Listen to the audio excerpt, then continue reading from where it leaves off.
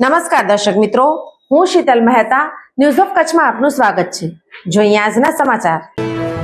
પશ્ચિમ ગુજરાત વીજ company limited Anjar વર્તુળ કચેરી અંજાર। ચાલો ઉર્જા સંરક્ષણ સાથે તમારા કાર્બન ફૂટપ્રિન્ટને ઘટાડીએ।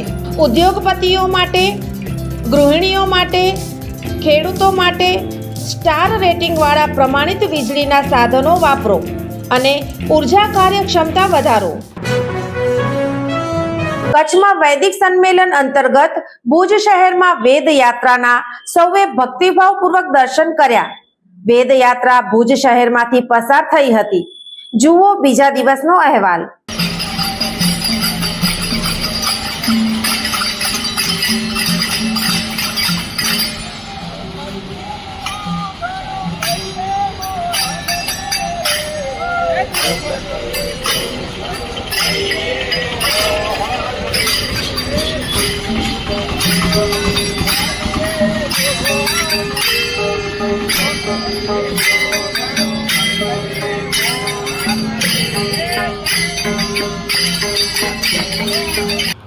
શ્રી સ્વામિનારાયણ મંદિર ભુજ આયોજિત ત્રિદિવસીય વૈદિક સંમેલનના દ્વિતીય દિવસે વેદો અને વેદના જ્ઞાતા, વેદના સમર્થ 110 વિદ્વાનો વેદોનો પારણ ભુજના સ્વામિનારાયણ પ્રસાદી મંદિર ખાતે કરી રહ્યા છે।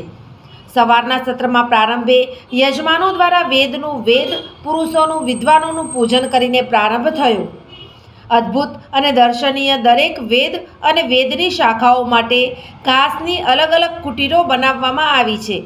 જે તે શાખાના વિદ્વાનોએ એક પર્ણા કુટીરમાં બેસીને વેદની ઋચાઓનો મુખપાઠ કરી રહ્યા છે, તો 4 વિદ્વાનો ઠાકોરજીના શ્રીચરણોમાં બેસીને વેદોનો પાઠ કરી રહ્યા છે। સ્વામિનારાયણ ભગવાને શિક્ષાપત્રીમાં વેદની ઇષ્ટ શાસ્ત્ર તરીકે પ્રસ્થાપના કરી છે અને અભ્યાસો વેદશાસ્ત્રાણમ એમ વેદો વેદાંગોનો અભ્યાસ કરવાનો આદેશ કરેલો છે। વિશ્વ સંગઠન યુનેસ્કોના અભ્યાસ અને તારણ પ્રમાણે વેદ એ દુનિયાનો સૌથી પ્રાચીન અને જ્ઞાનપૂર્ણ ગ્રંથ છે। આ વેદમાં 4 વેદનો સમાવેશ થાય છે: સામવેદ, યજુર્વેદ, અથર્વવેદ અને ઋગ્વેદ। આ વેદની હજારો શાખાઓ હતી। આઝાદીના સમય સુધી લગભગ 82 શાખા ઉપલબ્ધ હતી, પણ આઝાદી બાદ આ શાખાઓ લુપ્ત થઈ। એને જાણકાર વ્યક્તિઓ એક પણ ન રહ્યો, તેથી તે શાખાઓ લુપ્ત થઈ। આજે 10 શાખાઓ ઉપલબ્ધ છે। આ પ્રમાણે આજના યુગમાં ફક્ત 11 શાખાઓ જ ઉપલબ્ધ છે। જ્ઞાનનું મૂળ અને ભારતીય સંસ્કૃતિનું મૂળ આ વેદ છે। વેદનું સંરક્ષણ એ ભારત દેશનું રક્ષણ છે। વેદનું સંરક્ષણ એ સનાતન સંસ્કૃતિનું સંરક્ષણ છે।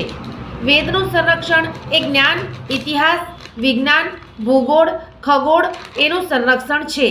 તો આ વેદ રક્ષાનું મોટું કાર્ય આજે સ્વામિનારાયણ મંદિર દ્વારા થઈ રહ્યું છે।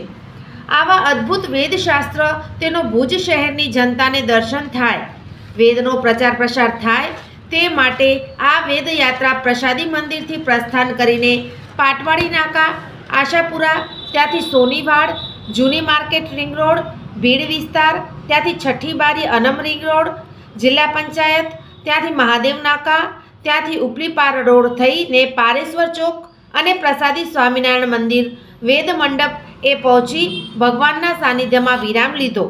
આ યાત્રામાં વિશિષ્ટ વાહન ઉપર 4 વેદ અને વેદ સ્વરૂપ ભગવાન વેદના વિદ્વાન પંડિત બેસીને વેદનો ઘોષ કરી રહ્યા હતા। વાતાવરણને વેદમય બનાવી રહ્યા હતા તથા યજમાનો હતા। બીજા ફ્લેટ ઉપર પૂજ્ય સંતો અને વિદ્વાનો સાથે હતા। ફ્લેટોમાં વેદના બેનરોથી કાર્યક્રમની લોકોને જાણકારી જોવા મળી રહી હતી। આ વેદયાત્રામાં સામખિયારી સંસ્કૃત પાઠશાળાના 50 જેટલા અને ગુરુજીઓ સાથે હતા। વેદના વિદ્વાનો માથા ઉપર સાફો બાંધેલો અને હાથમાં વેદના સૂત્રના બેનરો અને વેદ કી રક્ષક કોણ કરે, હમ કરેંગે, હમ કરેંગે, વેદ કી યુક્તિ ભૂકંપ સે મુક્તિ જેવા સૂત્રો સાથે ભુજ શહેરના માર્ગો ગુંજી રહ્યા હતા। આ વેદયાત્રાને જોવા માટે રસ્તા પર અનેક લોકો ઉમટી પડ્યા હતા તથા ઠેર ઠેર આ વેદયાત્રાનો નગરજનોએ પુષ્પવૃષ્ટિ કરીને અભિવાદન કર્યું હતું। જ્યારે માધાપર મંદિરની મંડળી તથા મદનપુર ઘનશ્યામ બાલ મંડળના બાળકોની એક ડ્રેસમાં 100 જેટલા બાળકોની સંગીત વગાડતી મંડળી સૌનું ધ્યાન આકર્ષિત કરી રહી હતી। આ શોભાયાત્રામાં સૌએ પાણી પીવાની પણ વ્યવસ્થા હતી। સાંજે સત્ર દરમિયાન કચ્છ યુનિવર્સિટીના કુલપતિ ગોરનું વેદ ઉપર ચિંતનીય મનનીય પ્રવચનથી ઉપસ્થિત મહાનુભાવો હરિભક્તોએ એકચિત્ત થઈ લાભ લીધો હતો. આ વેદ પર્વને શોભાવતા સંતો માં સદગુરુ પુરાણી સ્વામી હરિબળદાસજી, સદગુરુ પુરાણી સ્વામી શ્રી પ્રકાશદાસજી, ડૉક્ટર સ્વામી સત્યપ્રસાદદાસજી, શોધવાચક વિદ્વાન શ્રી રામપ્રિયજી, વિશેષ ઉપસ્થિતિ શ્રી વિરૂપાક્ષ વી જડીપાલ, જાદવજીભાઈ ગોરસિયા, ઈશ્વરલાલ આરંભડિયા વગેરે મહાનુભાવો સાથે બહોળી સંખ્યામાં ધર્મપ્રેમી લોકો ઉપસ્થિત રહ્યા હતા. આભાર વિધિ ડૉક્ટર શાસ્ત્રી સ્વામી અને લક્ષ્મણ પ્રકાશ દાસજીએ કરી હતી. मेरा नाम डॉक्टर अनिरुद्ध चतुर्वेदी, श्री स्वामीनारायण संस्कृत महाविद्यालय जेतरपुर अहमदाबाद, जहाँ से मैं निवृत्त हुआ हूँ और मैं काशी से यहाँ आकर के और 26 वर्षों तक सेवा दिया. उसके बाद निवृत्त होने के बाद मैं वेद के लिए सेवा दे रहा हूँ. एक नई पाठशाला का वहाँ मैंने अभ्यास शुरू कराया है, जिसमें तमाम प्रांतों के छात्र आए हुए हैं और बहुत आनंद आता है जब वेद की बात आती है.